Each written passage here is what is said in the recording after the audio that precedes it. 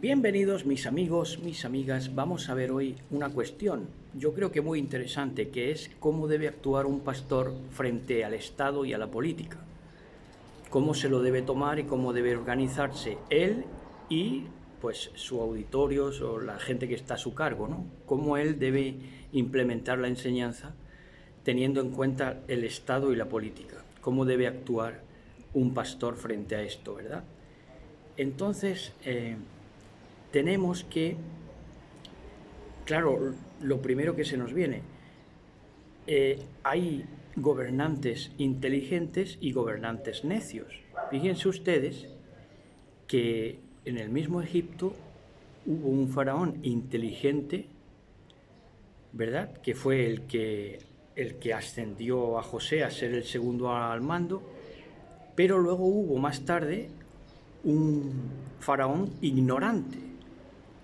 Y el ignorante fue porque no hizo ejercicio de documentación. Tuvo poca o nula documentación y entonces no se documentó de la historia de Joseph, y en Éxodo 1:8 narra que pues no se apercibió de las andanzas de Joseph, de José, con lo cual a la larga empobreció al país, ¿verdad? Porque eso desembocó al final, ya sabemos, en hacer esclavo y a someter a trabajos forzados al pueblo de Israel y la consecuente liberación de la mano del Todopoderoso. Y se debió a qué? A un faraón ignorante que se desapercibió de lo que había conseguido José para Egipto, Joseph, ¿verdad? El hebreo. Entonces, pues eso es lo primero, ¿no? Es según el gobernante. Un gobernante inteligente puedes seguirle, puedes acatarle con más sagrado y que va a enriquecer tu vida. Pero un faraón ignorante o un presidente de gobierno iluso, pues entonces va a llevar al final a la nación al desastre. Vamos a ver luego en Proverbios 29:2.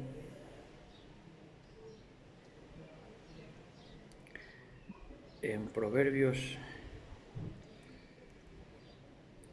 29:2.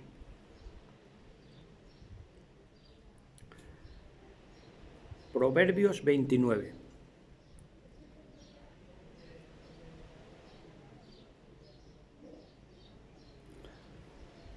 Así que en esta mañanita estamos aquí.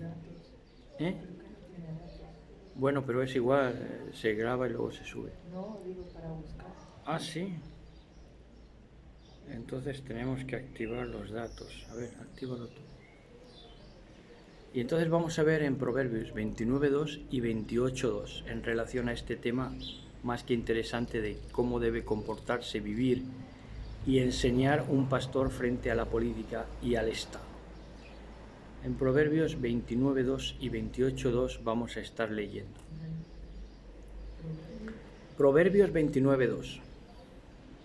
Según churchofjesuschrist.org, 2. Cuando los justos abundan, el pueblo se alegra, pero cuando domina el malvado, el pueblo agime.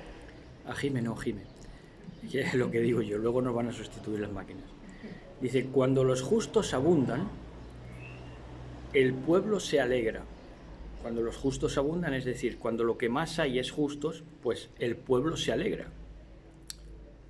El pueblo se alegra con los justos. Justos e injustos se alegran igual, porque gobiernan y tienen la dicha, la abundancia, los justos. Entonces, la consecuencia es que todo el pueblo se alegra. Dice, pero cuando domina el malvado, o el perverso, o el ignorante, el pueblo gime, a la corta o a la larga, ¿verdad? Y en Proverbios 28:2 dice, por la transgresión de la tierra, sus príncipes son muchos, pero el hombre entendido y sabio permanecerá. Esto es muy rico de entender. Debido a la transgresión que hay en la tierra, no la transgresión de la tierra, sino de los hombres que pisan la tierra, los príncipes son muchos, es decir, porque hay que sacar muchas leyes. ¿Por qué? Porque la transgresión es mucha. Esto es muy rico de entender. Pero por el hombre entendido y sabio permanecerá. ¿Permanecerá qué? Permanecerá la tierra y la gente disfrutando de la tierra, ¿verdad?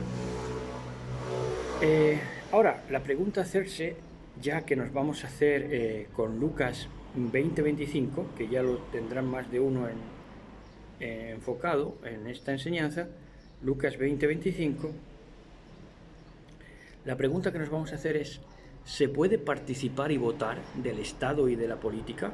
¿Es aconsejable o recomendable?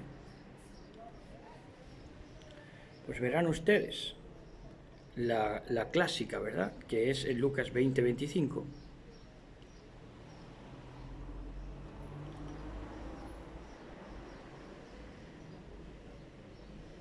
Que dice así. Dice, entonces él les dijo el Mashiach, les dijo Yahshua, a gente que vino a probarlo, ¿verdad? A gente que prácticamente que le hizo la pregunta, podríamos decir, haciendo la analogía. La pregunta que le hizo tenía mucho que ver con: ¿se puede votar? ¿Se puede participar de la política? ¿Y se puede de alguna manera interactuar con el Estado? Y entonces él les dijo: pues dad al César lo que es de César y a Dios, a Elohim, lo que es de Elohim, ¿verdad? Entonces la pregunta queda resuelta. Deja que la política tenga sus cursos y decursos, sus dimes y diretes, ¿verdad? Pero hay que mantenerse al margen, eso sí, pagando los impuestos, pagando tus impuestos y estando en paz con ese sistema, con ese estado de cosas, ¿verdad? No entrar en delincuencia. En Salmos 1:1-2,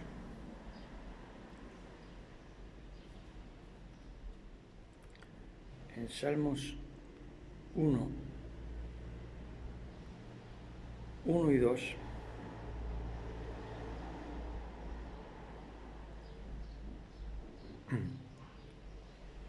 Salmos 1:1-2.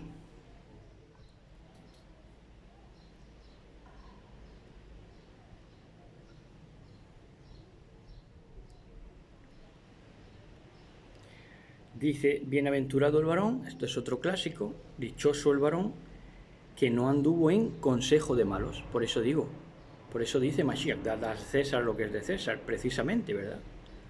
¿Por qué? Porque es que, claro, esto debe estar interiorizado. Dichoso el varón que no anduvo en consejo de malos.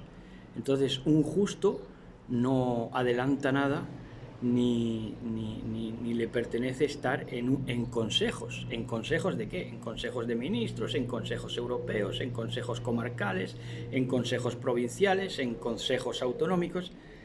Dichoso el varón que no anduvo en consejo de malos, ni estuvo en camino de pecadores, ni en silla de escarnecedores se ha sentado, sino que en la Torá de Yahweh está su delicia y en su Torá medita de día y de noche, ¿verdad?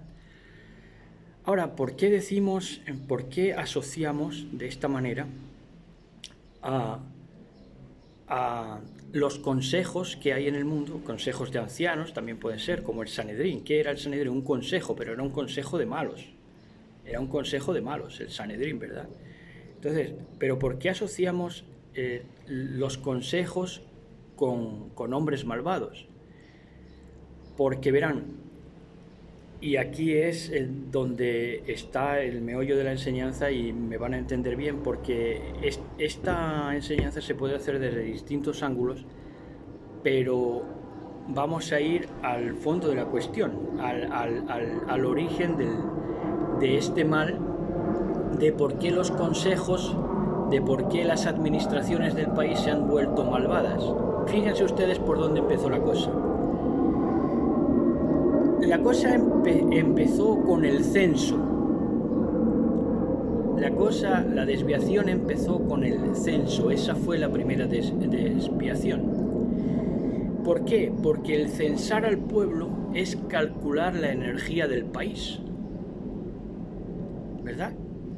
Y luego de ahí derivan otras medidas sociológicas que se han ensamblado en los últimos siglos, en las últimas décadas más bien, que son las otras medidas sociológicas como el índice de Gini, la curva de Lorenz, etcétera, que eso se estudia en sociología.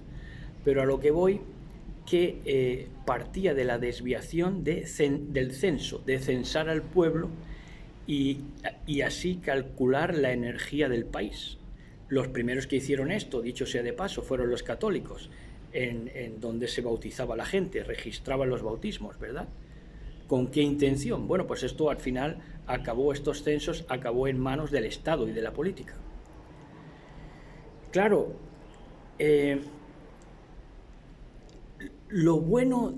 hay algo bueno en el censo, en censar el pueblo. Censar el pueblo es contarlo, ¿verdad? Contar sus habitantes y contar la energía que produce, ya con otras variaciones sociológicas de medidas, ¿verdad? Como el índice de Gini o la curva de Lorenz. Pero lo bueno que había en esto, en contar al pueblo, era para saber quiénes estaban y quiénes no, y en qué franja de edad y todo eso, ¿verdad? Esto se da a Moisés en Éxodo 30, 11 al 18, que se le manda a Moisés que cense al pueblo. Pero para que el pueblo tomara conciencia de su tamaño, de su grosura o su delgadez, de si eran muchos o eran pocos, para saber, para averiguar. Ahora, lo malo de las medidas sociológicas, empezando por el censo, es hacer instrumento de las almas de las personas. Y entonces es cuando se calcula la energía del país, ¿verdad? Quién está en edad laboral, quién está contado de una manera, contado de otra, quiénes están trabajando de una cosa, quiénes están trabajando de otra. Eso es calcular la energía del país ya para utilizar, para que cada medidor pues saque sus conclusiones y así actúe con lo que ellos llaman el vulgo, con lo que ellos llaman los trabajadores, ¿verdad? Lo que es el proletariado que decía Marx. Entonces, el utilizar ya sí es malo. Por eso se dice, no lo vamos a leer, pero está ahí en 2 de Samuel 24, 1 al 2. Por eso se dice que fue en unos versos, en unos libros históricos, dice que la idea de censar al pueblo fue de parte de Yahweh, y otros dicen que la idea de censar al pueblo fue de parte de Satanás, de ponérselo en el corazón a David para que censara, para que calculara, ¿verdad? Ahora, esto es indiferente en el sentido de que si lo hizo Yahweh fue para probar la fidelidad de David, y así, dependiendo de la fidelidad de David, bendecir al pueblo o no, porque lo puso ahí Yahweh mismo, ¿verdad? En ese sentido. Y si lo interpretamos de que fue Satán quien incitó a censar al pueblo, pues fue lo que hacen las medidas sociológicas de hoy, que es para utilizar los datos, ¿verdad? Y esto se utiliza, estas medidas sociológicas se utilizan, por supuesto, en el comercio. De hecho, el espionaje que practican hoy es para hacer medidas sociológicas de las preferencias de la gente y así ofertar, ¿verdad? Está claro, esto ya deberían ustedes saberlo. Entonces, claro, en el hecho de utilizar al país, la energía del país, esto ya sí era maldad. Por eso los censos han sido negativos desde las primeras de cambio, porque han supuesto la desviación de calcular, no para saber, como se le dio la orden a Moisés, sino para utilizar al pueblo, para utilizar la energía del pueblo. Y en ese sentido sí debe apartarse un pastor de esos censos para utilizar al pueblo, ¿entienden? No hacer un uso comercial de eso, ¿verdad? ¿Quién tiene preferencia? Por ejemplo, un pastor, en ese sentido, en ese orden de cosas. ¿Quién tiene preferencia por orar por las noches? Bueno, como hay una mayoría que quiere orar por las noches, vamos a hacer vigilias, por ejemplo, ¿no? Eso es entrar en comercio. Tú no puedes atenerte a un público, a un auditorio, sino que las medidas que establece un pastor tienen que ser directamente recibidas del Eterno, del bendito sea. No puedes utilizar a la gente, no puedes utilizar, ¿verdad? Saber, sí, tener conciencia, sí, y saber que, por ejemplo, si en una congregación hay cantantes hábiles, expertos, pues es lógico que se les ponga para cantar, ¿verdad? al que predica bien, pues para predicar, ¿verdad? Pero no utilizar al pueblo, ¿verdad? Y a ver, para que salga ganando algo que no es de parte de Elohim, ¿verdad? Por ejemplo, calcula saber quién tiene más capacidad de sometimiento. ¿Para qué?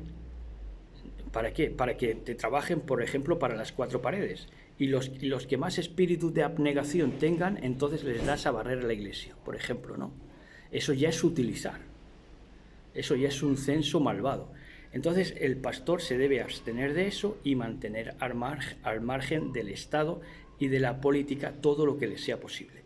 Shalom, shalom, besos y abrazos.